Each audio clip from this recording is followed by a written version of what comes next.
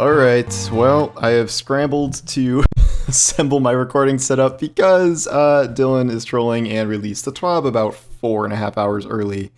I got to get through this pretty quickly because I have an interview coming up soon, but I wanted to record my first reactions to this, which also includes my first reactions to this armor. Was not expecting the lead off of a new set of Iron Banner armor, but that appears to be exactly what this is.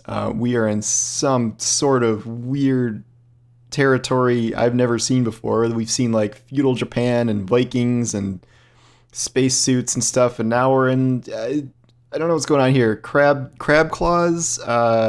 What's going on here with this stuff on the Morlock's neck? I don't know. These helmets are cool.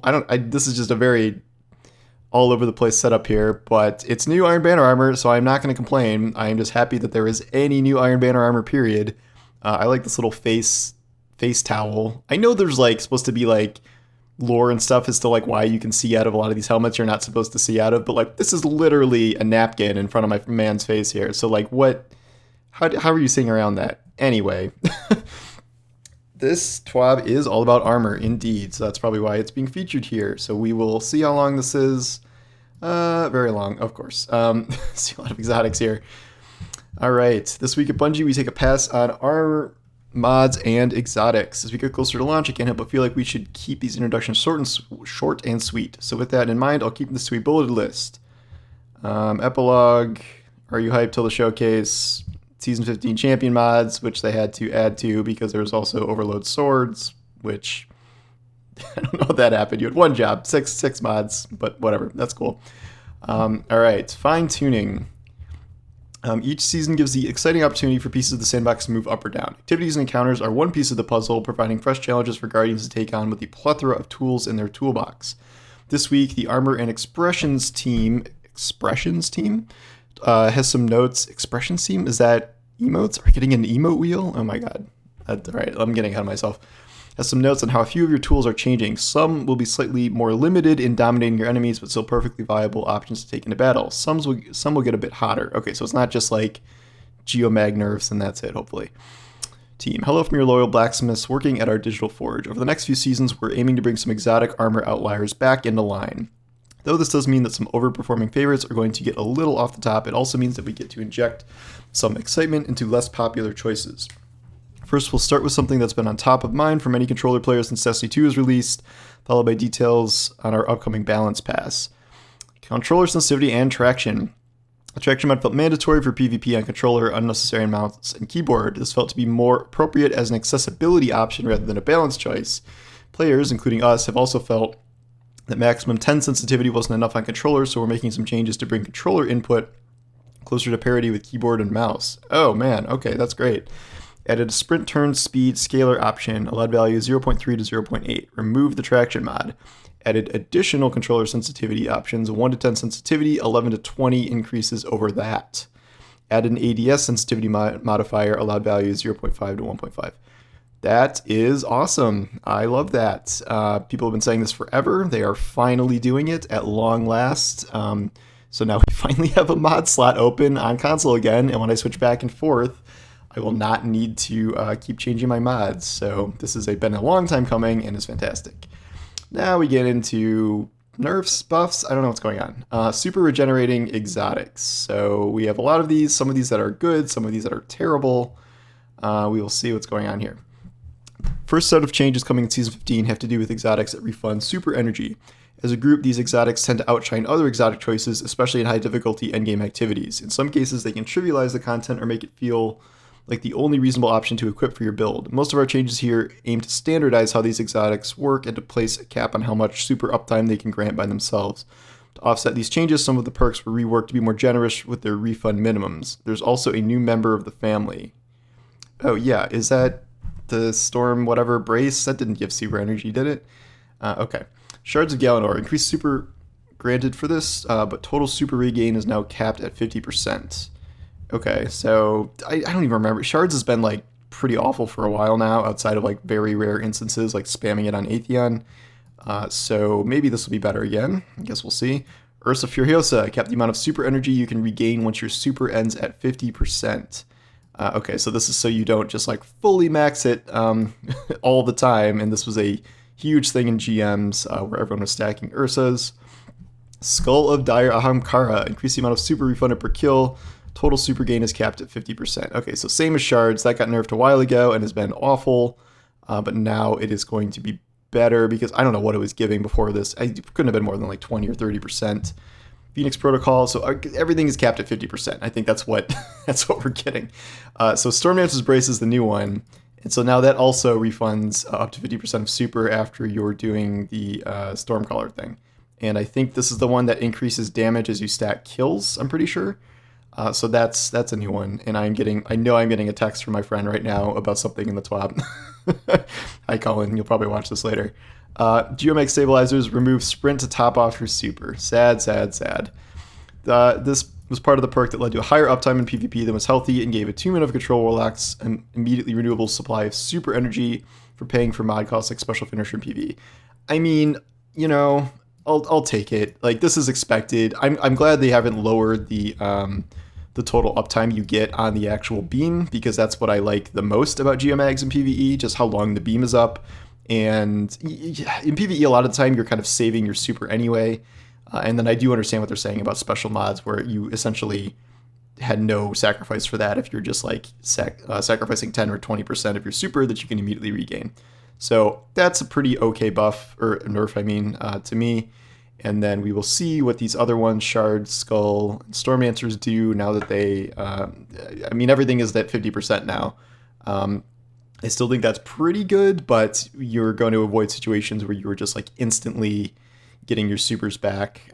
Phoenix Protocol, I mean, this isn't quite as nuts as it used to be. I think they already nerfed this at least once. But Ursa, yeah, I mean, we knew they were going to do that with Ursa. Retunes and reworks. The next batch of changes is focused on injecting some more power and excitement into less popular choices. Great, this is awesome news. I was really hoping there would be actual buffs to underused things. A few exotics that missed the boat this time that need some extra special attention, like a certain pair of hunter boots, and a lot more I could benefit from a nudge or two. So, okay, does that mean they're not nerfing Stompies? Or is that referring to something else? I assume that's about Stompies, so we'll see. Hunters, the Bombardiers, the bomb now has a secondary effect based on your subclass type. Blind for arc, burn for solar, slow for stasis, suppress for void. Yo, that is awesome. I love that. That is so cool. Okay. I'm getting so many texts about this. All right. Graviton Forfeit. Increase the bonus invisibility duration. The melee regeneration speed now increases based on the number of enemies near you. Interesting. When you are invisible, your recovery is greatly increased and your weapons reload more quickly. That's cool. Lucky Pants, a Lucky Pants buff. Oh my god, I never thought I'd see the day. Added intrinsic hand cannon holster mod. Replace previous functionality with the following. When you ready a fully loaded hand cannon that deals kinetic damage or damage matching your subclass energy type for a short time, each hit against a combatant from that hand cannon increases the damage of that next shot. Oh wow, that's a total change. No, you can't one-shot raid bosses using Hawkmoon. Other hand cannons will get a fun edge in combat, though. Interesting. Okay. So when you ready it, so that I think that means when you like quick draw it and then. Okay, so that's interesting. Okay, I can see how that would be cool. I'm curious about, because there should be like also hand cannon buffs, at least for PvE, coming in on the next TWAB. So that's interesting. What is a hand cannon holster mod? A new kind of mod that reloads stowed weapons. More on that below. What? Whoa. Okay. I did not know we were getting an entirely new class of mod. A new kind of mod that reloads stowed weapons. So that replaces autoloading holster? Please don't be on arms. We have too many things on arms. That has to be on legs, right? Holster? That would be something on legs. Okay, Titan, Precious Scars that nobody uses, will now create a burst of healing and bonus recovery whenever you kill an enemy with a weapon whose damage type matches your subclass type. Oh, that's interesting. So it's also, so that's in addition to the stuff it already does. Icefall Mantle, remove the slower class ability recharge scaler. Okay, that's fine, but we really need the ability to turn this off. That's like the one thing we definitely need with Icefall Mantle, was the ability to stop it so we don't just have to sit there and wait for it to run out and we can't jump. Oh my god, is the stag getting a buff? Amazing. Okay. Verity's Brow. chance to change the trigger when you get a weapon kill that matches your subclass energy type. Increase grenade damage bonus to 20% per stack up from 10%. Okay, and that's change the trigger when you get a weapon kill to match. All right, I forget what this was before. I can't think off the top of my head. But yeah, we'll see. That's interesting. Stag grants damage reduction to allied guardians standing in your rift, 25% against combatants, 15% against players. I assume this is in addition to the thing it already does with the faster recharge speed instead of replacing it, but I guess we'll find out. I mean, 15% against players, that's kind of a big deal in PvP, so that's interesting. Prometheum Spur, okay. So, I don't know, maybe that's not a replace, because this is additional functionality, and then this does not say additional functionality, so maybe they just totally changed this completely. Prometheum Spur has added functionality. While standing in a rift, solar weapon kills give you class ability energy. So they're really leaning into this like subclass or specific matching type of thing. When your class ability energy is full, solar weapon kills consume that energy and spawn a combination healing empowering rift at the target's location. Okay, so this is in addition to it spawning those rifts on super kill, and it is so if you kill something with a solar weapon, so like let's say Sunshot or something, consume the energy. Okay, so does it automatically drop a well at the target's location? Does that use all your class ability energy? That's interesting. Okay, I can see that potentially being annoying if that's not what you wanted to use your class ability on, but okay, I kind of want to see how that works in practice. Keep your eyes open for other changes to come in the wake of these as well. Our goal for the next few seasons, especially following the launch of the Witch Queen, is to increase the variety of fun and powerful choices available to players in PvE and PvP alike. Is that not always the goal? I feel like that's always the goal. Okay. Anyway, finders, scavengers, and holsters. Oh my. We are rolling out some changes to mods that affect the ammo economy. Running double ammo scav mods make it too easy to have 100% uptime with special weapons in both PvP and PvE. In PvP specifically, we believe this is an important factor in how oppressive certain special weapons feel. Reducing their effectiveness is a step toward addressing this. We're prepared to revisit this depending on how it plays out when it's in the wild. We're also looking to improve Ammo Finder to make it a bit easier to earn special and heavy ammo in PvE while introducing a new type of leg armor mod. I told you that reloads stowed weapons. Ammo Finder. Now have an increased chance to spawn ammo and kills with primary weapons, and a further increased chance with exotic primaries. Okay, so this is the change they were talking about, where you're fine. So okay, so they said they were going to buff exotic primaries in some way for endgame content, and I think this is the way. So if you get kills with that, it will make your scavs work better. Interesting. Scavenger, multiple copies of Scavenger mod of the same type no longer stack. I think that's a good idea. Holster, this is a new type of leg armor mod that will gradually reload stowed weapons of the matching type over time. Oh, interesting. So it's not auto-loading, it's over time. Guess it depends how long. Multiple copies of holster will increase the rate ammo is reloaded. Following weapon types will have a holster mod, auto rifle, fusion rifle, grenade launcher, power, okay, hand cannon, linear fusion, machine gun, pulse rifle, scout, shotgun, sidearm, submachine gun, sniper rifle, and trace rifle. So not rockets, not one-shot grenade launchers, and am I missing anything else? I can't think of anything. And it's not Ariana's vow. Okay. Oh, okay, and bows, as it says right here. They did not have holster mods because they didn't want it to affect weapons that have a magazine size of 1. Yeah, that makes sense. Okay, so they're not doing what everyone said and getting rid of primary ammo to begin with. People were like, it's going to be infinite, and it is not. So I think these scav changes are pretty good. I'm curious if the exotic primary thing will change people using those in PvE. That seems interesting. So I guess we'll see how that pans out, but it sounds okay. I'm curious about how the holster thing will work, if that will be worth it. I guess I have a new slot open because I don't need traction anymore, so I'm just glad this isn't on arms because that would have been a nightmare. Warmind cells interlinked. To be blunt, these are currently too powerful. Yeah, okay. Couldn't avoid this one. This isn't a surprise. Even at their introduction, we knew they were too strong. That was the point. At the time these were created, they were only expected to last for about a year, so we could push the envelope with something cool and flavorful, knowing they wouldn't be around breaking things forever with the force of Rasputin's explosive wrath. AKA, cough, cough, this is why we had sunsetting, you a-holes, which you made us kill. They would absolutely, or they would have a time to shine, but eventually leave and make room for the next exciting thing. Now that they are able to remain viable in endgame content indefinitely, we feel it's necessary to bring them down to be more in line with what the rest of the sandbox is capable of. If we didn't, it would cause ongoing problems for activity design and weapon rewards. Yeah, I get it.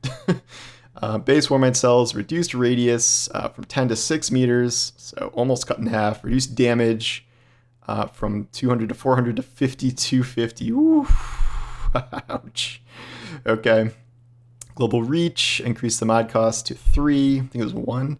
Reduce the radius to 10 meters. So to get even the old base range, you need global reach now. Cellular suppression, reduced from 3 seconds to 2 seconds. Wrath Rasputin killed the bonus solar damage on that too. Yep. That is quite the nerf, and yet totally expected. And I'm honestly surprised there aren't even more nerfs past that. So these are not going to feel great, I don't think. But something, this couldn't last forever. Like, they explain why, and I don't think they're wrong. Elemental wells, 2 elemental well mods, oh yeah, those exist, are getting improvements to make them more competitive when compared to other combat style mods. Elemental armaments now has an increased chance to spawn an elemental well based on the tier of enemy defeated. Okay.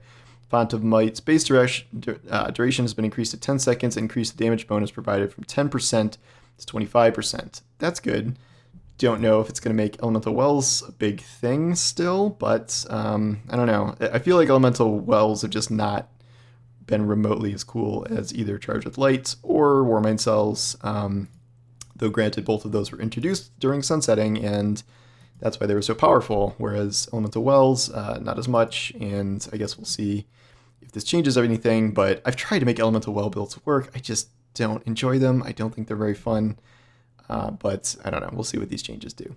There you have it. With abilities and armor down, we have one sandbox topic left to cover: weapons. See you again next week for our final Season 15 flight check. Fit for an Iron Lord. Oh my god. Iron Banner news. Okay. Last season, Lord Saladin brought some fresh weapons to the fold for Guardians to earn an Iron Banner. Wristwalker packed a punch of the Crucible, and Archon's Thunder could go on a rampage in PvE. Could it? Next season, 2 new weapons will make their appearance: the Forge's Pledge Pulse Rifle and Peacebond Sidearm. Yes, sidearms, yes. Okay. Each available through vendor packages, bounties, match rewards, and seasonal Iron Banner quests. AKA Iron Banner rewards are not changing. Boo. So these are in the same style as Wristwalker and Archon's whatever. Interesting. Okay. Well, they're not telling us what archetype these are. I guess it's probably not rapid fire, considering we already have Time Worn Spire. Guess we'll find out. This is really tiny. Interesting. But that's not all. It's been some time since Saladin brought a fresh set of armor to earn, pulled from the depths of the Forgotten Seas. Oh yeah, I said they were like crab claws. These pieces, worn by warriors of the past, are ready for battle once more, including introducing the Iron Forerunner set. Oh, are they like shells? Is that what these are? I don't know. Okay.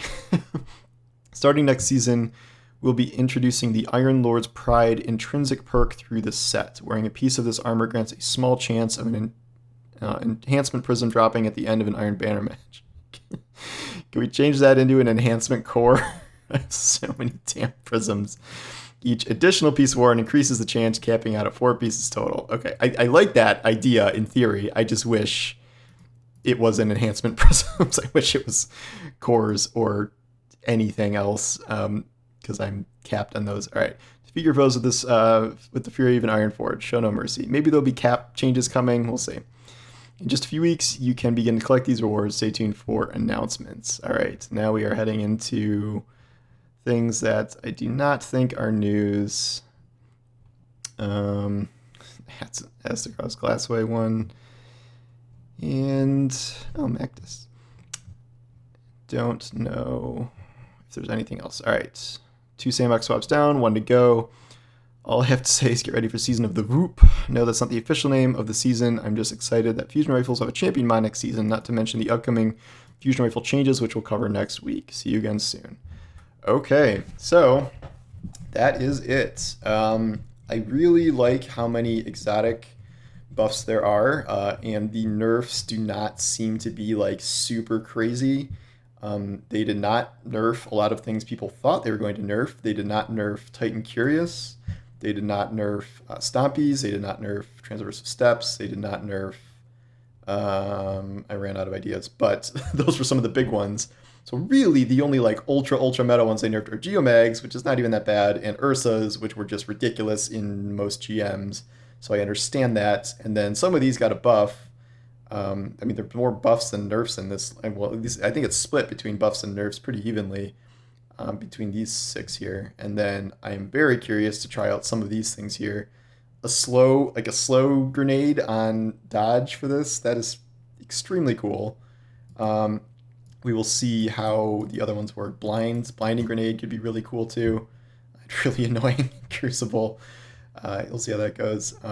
Lucky Pants, stacking hand cannon damage. Scars healing you a lot when you are matching damage types.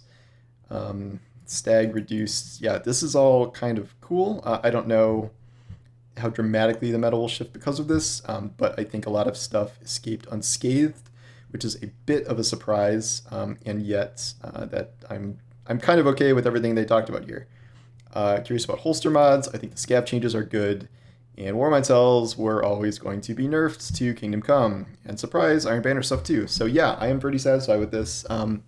This all sounds pretty good, and this is probably went a lot better than I thought it was going to, and I will look forward to collecting this crab armor in the future here. So we have one more week. I think there might be something minor happening at Reset next week, and then we'll have a TWAB about weapons. That will be pretty big deal. Sandbox changes, and then things like the Grand Fusion rework and stuff like that.